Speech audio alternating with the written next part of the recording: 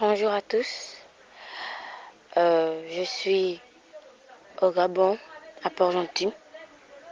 Le témoignage que je m'apprête à vous faire, je l'ai vécu et j'aimerais vous le faire partager pour que vous puissiez prendre conscience de la même manière que j'ai pris conscience.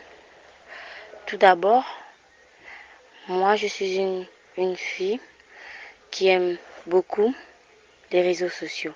WhatsApp et Facebook, je passe au moins la plupart de mon temps. Lorsque j'ai du temps libre, je peux passer au moins 5 heures de temps sur ces réseaux sociaux à parler avec mes amis et mes proches. Si bien que je n'arrivais même plus à étudier, à réviser, je n'arrivais même plus à méditer la parole et je ne priais plus. J'étais comme obnubilée par ces réseaux sociaux. Un jour, c'était un dimanche, ma tante m'avait demandé d'aller dormir vu que j'avais cours le lundi. Alors lorsque je suis allée me coucher, je n'arrivais pas à dormir.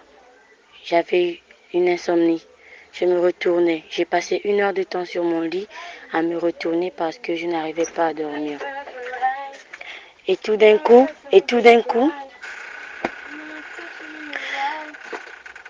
quand j'ai fermé les yeux, je me suis retrouvée sur le toit d'un hôtel, le toit d'un immeuble. Et sur ce toit, je voyais un homme passer dans un hélicoptère. Il avait une soutane, une longue robe. Il avait des longs cheveux. Et il m'a crié fornication. Je ne comprenais pas pourquoi il me disait ça. Je me demandais, mais pourquoi il me dit ça alors que je ne sors pas avec des garçons, je n'ai jamais connu des hommes et il me dit que je fornique. Je n'ai pas compris. Et sur le toit de cet immeuble, on pouvait voir beaucoup de personnes. Ils avaient des téléphones qui s'illuminaient et ils agitaient leur téléphone de gauche à droite. Et sur ces téléphones, on pouvait voir le symbole de WhatsApp et de Facebook. Il y avait beaucoup de gens, on peut dire toute une ville, toute une ville.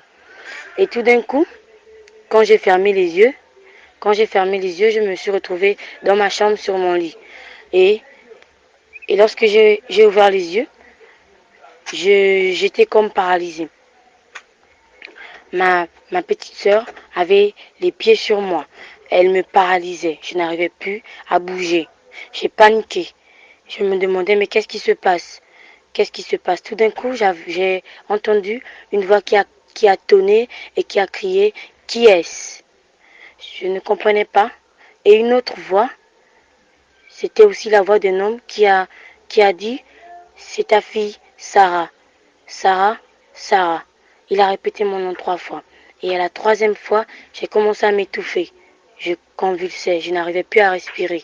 Et d'un coup, j'entendais toujours ce mot, fornication, fornication. Je me demandais, mais Seigneur, pourquoi tu me dis ça alors que je ne fornique même pas? Il continuait à me dire fornication. J'ai commencé à m'étouffer. Je m'étouffais et d'un coup, j'ai essayé de réveiller ma soeur. J'ai crié son nom. Que Rebecca, aide-moi. Je n'arrive plus à respirer. Je disais ça. Et lorsque je touchais ma soeur, tout d'un coup, je me suis retrouvée devant mon corps. Mon corps était sans vie. Je n'avais plus le souffle de vie. Et lorsque j'essayais de toucher ma soeur, mes mains passaient au-dessus de son corps. Je n'arrivais même pas à la toucher. Je criais. Mais qu'est-ce qui se passe? J'implorais au Seigneur. Qu'ai-je fait? Qu'ai-je fait? Et il me montrait les heures que je passais sur Facebook et WhatsApp. Combien de fois je ne priais plus. Je ne méditais même plus la parole. J'étais tellement obnubilée par ces réseaux sociaux. Et d'un coup, je me voyais toujours au-dessus de l'immeuble. Je voyais un gros trou en bas. Dans ce trou, il y avait beaucoup de personnes. Il y avait beaucoup de jeunes comme moi. Il y avait aussi des personnes âgées. Et ces gens souffraient parce qu'à cause de ces réseaux sociaux, ils partaient en enfer et je me voyais tomber dans ce trou, dans ce feu. J'ai pleuré, j'ai demandé Seigneur, pardon, pardonne-moi, donne-moi encore une chance pour me rattraper, je ferai tout pour me rattraper. J'ai imploré, et en même temps je voyais mon corps sans vie sur mon lit. Je ne respirais pas, mon corps était sans vie. J'implorais Dieu, Seigneur, pardon, pardon. Je l'ai imploré pendant des minutes. Et d'un coup, je me suis retrouvée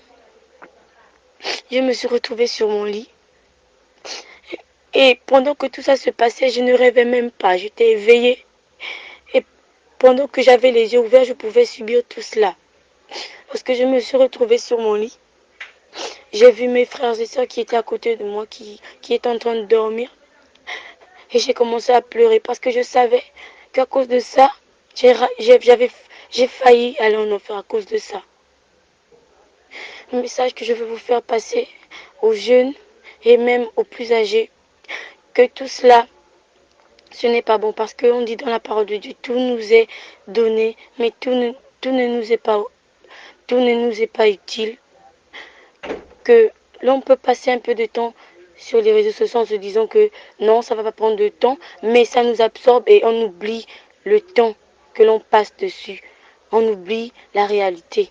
Ce monde, ces réseaux sociaux, c'est comme un monde qui nous envahit et pour sortir de là, c'est pas facile.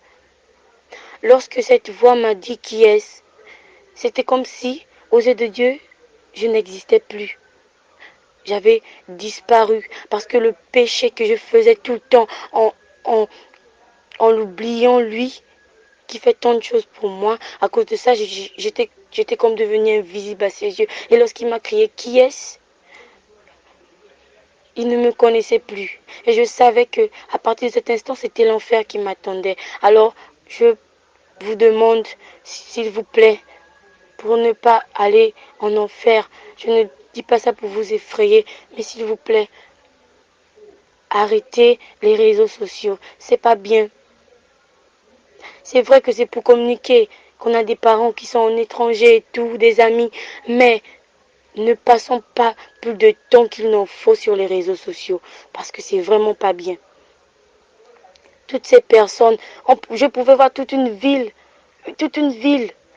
en train de sombrer à cause de ces réseaux sociaux. Faites très attention. S'il vous plaît, passez ce message à tout le monde, c'est vraiment important.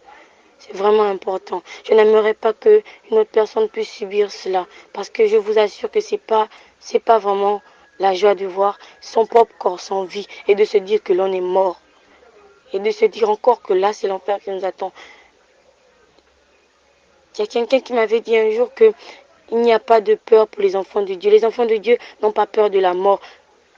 Mais même en étant un enfant de Dieu, si l'on sait qu'on fait du mal à Dieu, mais qu'on le fait quand même, il y a une peur de mourir parce que l'on ne sait pas si on ira au paradis ou en enfer. Parce que je peux vous dire que l'enfer existe vraiment.